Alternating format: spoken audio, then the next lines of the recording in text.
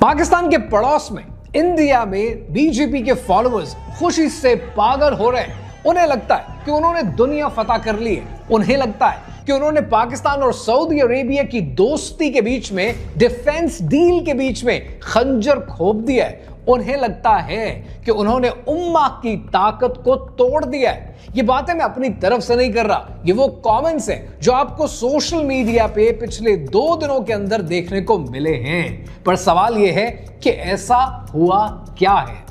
19 जनवरी सन 2026 को यूएई के president Sheikh Mohammad बिन ज़ैद Al Nahyan अपने प्राइवेट जेट में इंडिया लैंड करते हैं और इस 3 घंटे के अंदर ऐसा कुछ हो जाता है जो आपने सोचा नहीं था।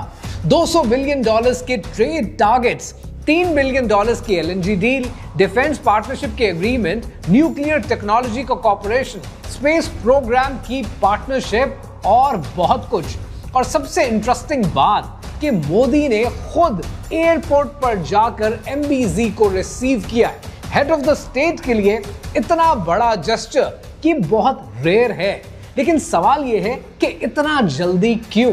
क्योंकि आज से सिर्फ 4 महीने पहले सितंबर 2025 में पाकिस्तान और सऊदी अरेबिया ने SMDA साइन किया है, strategic mutual defence agreement. NATO article 5 जैसी लैंग्वेज के एक पर हमला दूसरे पर हमला माना जाएगा।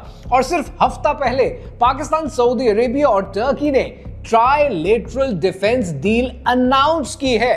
तो आज बात करते हैं कि ये सब कुछ इतना तेजी से क्यों हो रहा है। यूएई ने इंडिया से डील क्यों की, जबकि यूएई खुद ब्रिक्स का मेंबर है और इंडिया जो ब्रिक्स को 2026 में चेयर कर रहा है वो खुद नेवल एक्सरसाइज से भाग रहा है। सऊदी अरेबिया और यूएई के बीच में उनकी दोस्ती में दरार क्यों आ रही है और इस सब का Pakistan Saudi Arabia defence deal के साथ क्या लेना देना है? क्या वाकई उम्मा की पावर में और उम्मा की ताकत में खंजर खोपा जा रहा है? कहानी क्या है, आइए समझते हैं।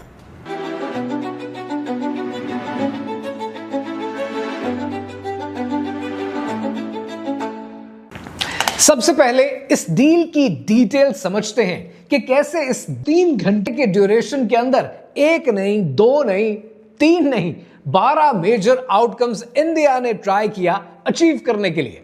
सबसे पहले strategic defence partnership framework, defence manufacturing, cyber security, counter terrorism, military training, operational interoperability. उसके बाद $200 बिलियन के ट्रेड के टारगेट्स बाय 2032। करंटली दोनों के बीच में $100 बिलियन का ट्रेड है और इसे अगले 6 साल के अंदर डबल करना चाहते हैं। नंबर 3 पर $3 बिलियन के एलएनजी डील, एडनॉक गैस से हिंदुस्तान पेट्रोलियम को 10 साल तक 0.5 million metric tonne LNG yearly basis पे दी जाएगी। यानी अब इंडिया बनेगा यूएई का सबसे बड़ा कस्टमर। उसके बाद nuclear technology corporation, large reactors और स्मॉल मॉड्यूलर रिएक्टर्स SMRs के ऊपर मिलकर काम होगा। फिर space partnership, joint launch complexes, satellite fabrication, space academies. सुनने में लगता है कितना कुछ हो रहा है। इसके अलावा डिजिटल एम्बेसी का कॉन्सेप्ट, जिस पर कई मुल्कों ने काम करने की कोशिश की लेकिन अभी तक किसी को कोई खातिर खा कामयाबी मिली नहीं है। और उसके अलावा ढोलरा इन्वेस्टमेंट, गुजरात में airport, port, MRO facility, small urban township की डेवलपमेंट। इतना कुछ सिर्फ 3 घंटे के अंदर अचीव किया।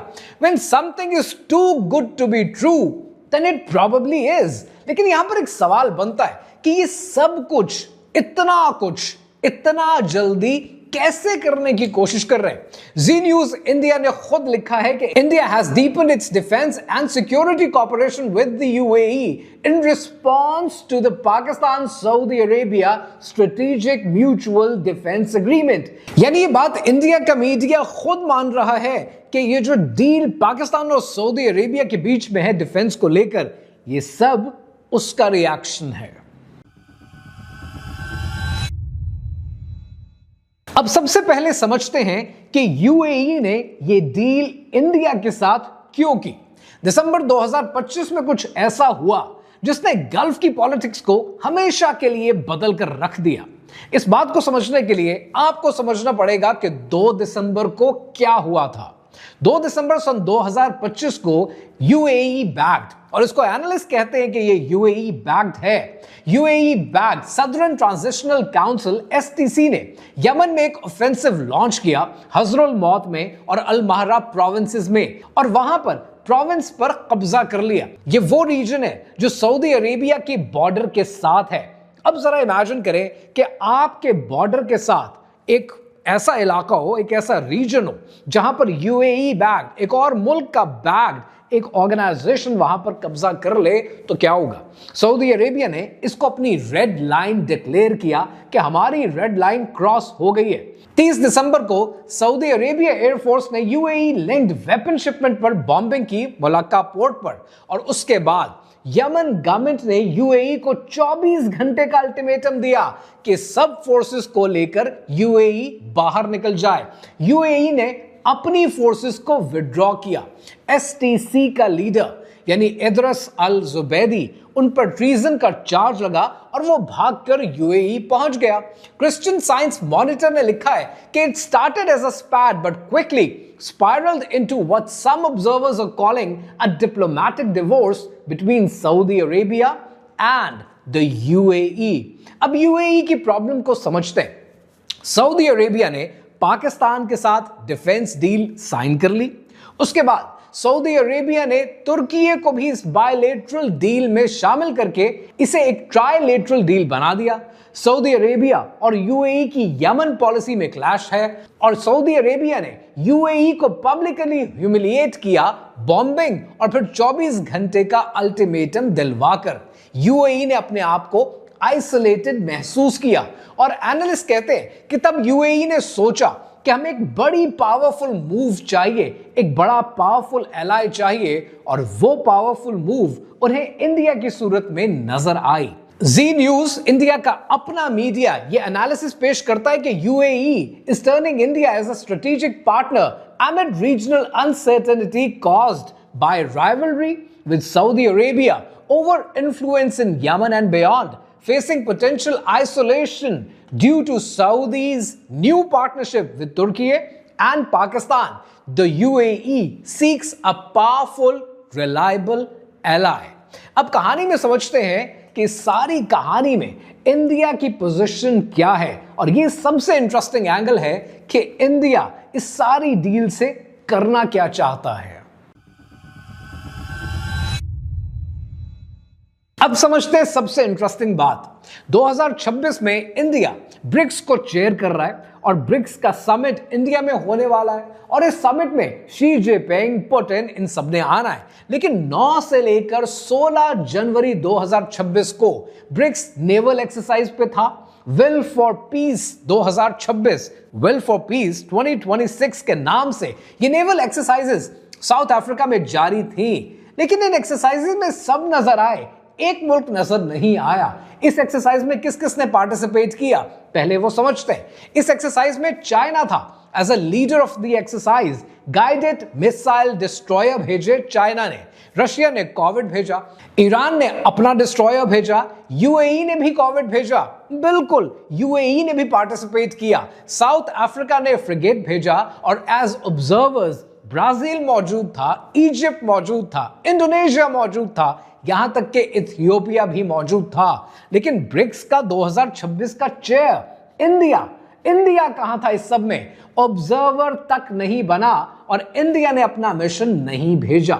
अल जजीरा ने लिखा है, for new Delhi opting out of the drills is about balancing ties with the United States. Sunday Guardian का एनालिसिस है कि India made a considerable political decision not to participate to avoid being drawn into a military configuration that increasingly features countries locked in confrontation with the United States. देखिए भाई, बात है बड़ी simple. BRICS का मतलब क्या है? ब्रिक्स का मतलब है वेस्टर्न डोमिनेंस के अगेंस्ट एक प्लेटफॉर्म बनाना। ब्रिक्स का मतलब है डॉलर की हेजमनी को तोड़ना, आईएमएफ और वर्ल्ड बैंक का अल्टरनेटिव पेश करना। और जब ब्रिक्स के सारे मेंबर इकट्ठे होते हैं, एक्सरसाइज करते हैं, एक साथ होते हैं, लेकिन ब्रिक्स का चेयर वो अमेरिका की खुशनुदी हासिल करने की कोशिश कर रहा होता है तो आपको कुछ गेम समझ में आने लगती है।